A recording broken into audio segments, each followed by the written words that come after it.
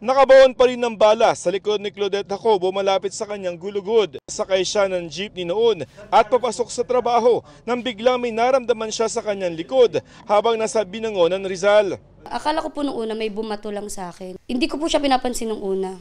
Pero bigla po siyang namanhid. Kaya kinuha ko po yung bimpo ko sa bag. Pinunas ko po. Tapos nagulat po ko may dugo.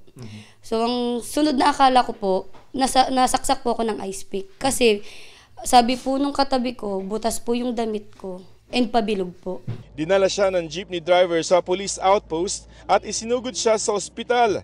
Sa x-ray lumabas kung ano ang totoong nangyari kay Claudette. Hindi po ako nabato or nasaksak kundi nabaril. Pasalamat na lang din po talaga ako dahil sa likod lang po siya tumama, hindi po sa batok or sa ulo po.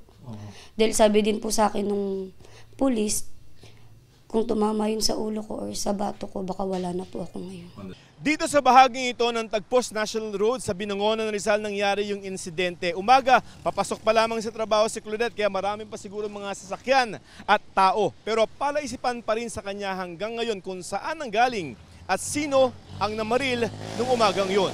3 araw na nakabaon ng bala sa likod ni Claudette. Sabi po nung tumingin po sa akin na surgeon, aantayin daw po siyang umangat, then tsaka lang po siya ooperahin or tatanggalin po. Ang hirap po kumilos dahil lalo po ngayon malamig, kumikirot po siya. Ang sabi po sa akin, basta daw po naturukan ako ng anti-tetano and tuloy-tuloy daw po yung antibiotics ko, wala naman daw pong masamang mangyayari. Sa isang text message ayon sa Binangonan Municipal Police Station, bala ng airsoft gun o pellet daw ang tumama kay Claudette. Iniimbestigahan pa rin kung sino ang posibleng suspect.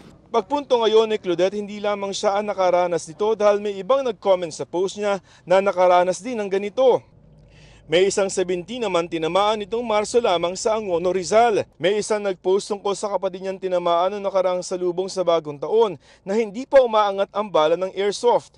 Dahil sa Binangonan din nangyari na nawagan sila sa munisipyo na mangumpiska ng airgun. Baka may mga nantitrip. Hinihingan pa namin ng pahayag ang munisipyo ng Binangonan.